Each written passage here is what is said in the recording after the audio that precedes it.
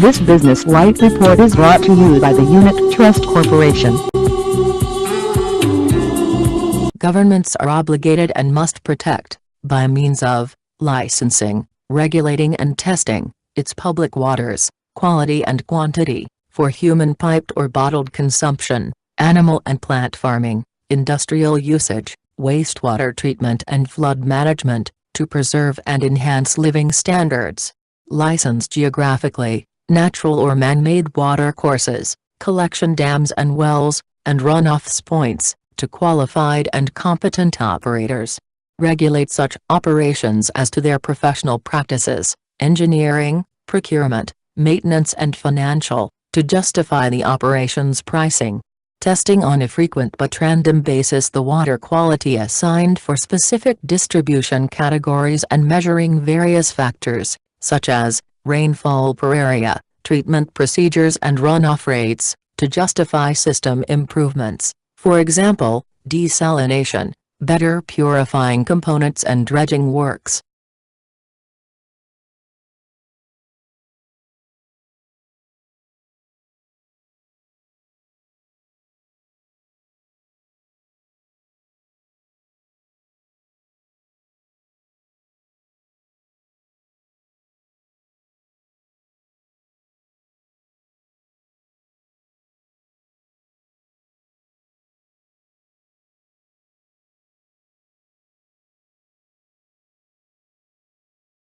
Traditional water development works required very large capital outlays that called for government financing, via the World Bank, the United Nations Development Programme, UNDP, or other international financial agencies, to fund the work, plan, implement, construct and commission.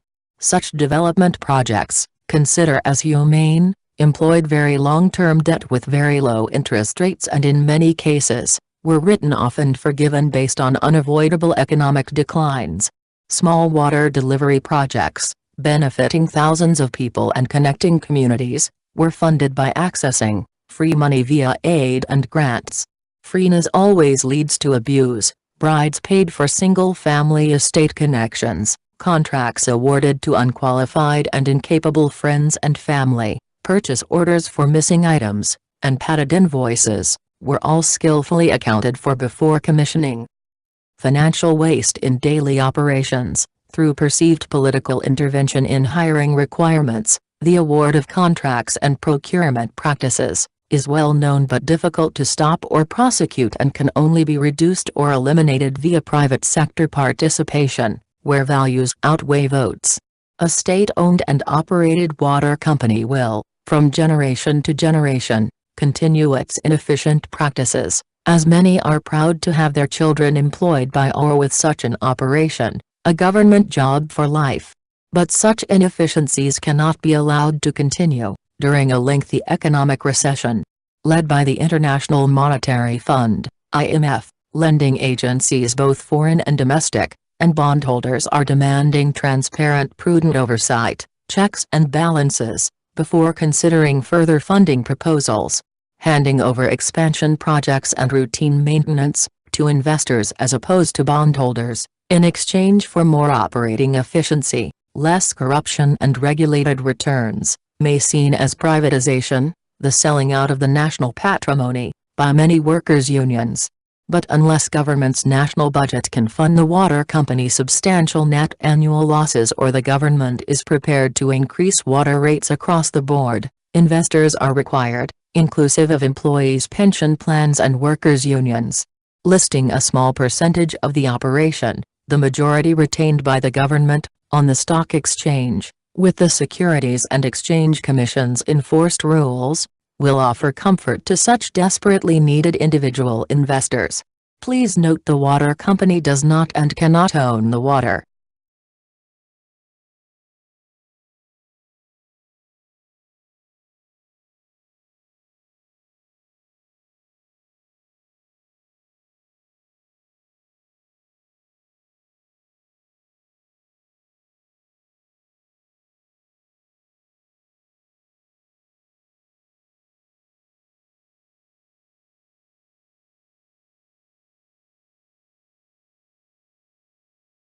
International best practice shows that state-built assets are best operated by individuals with a commitment to performance-based rewards, who will respond to current economic circumstances, supply and demand issues, and implement strategies to limit downtime.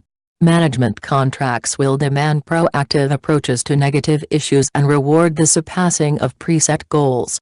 No more forcing of square pegs in round holes, purchasing of inferior items at exorbitant prices, or kickbacks on the award of contracts. The mission is quality water on demand. This Business Light report was brought to you with the compliments of the Unit Trust Corporation.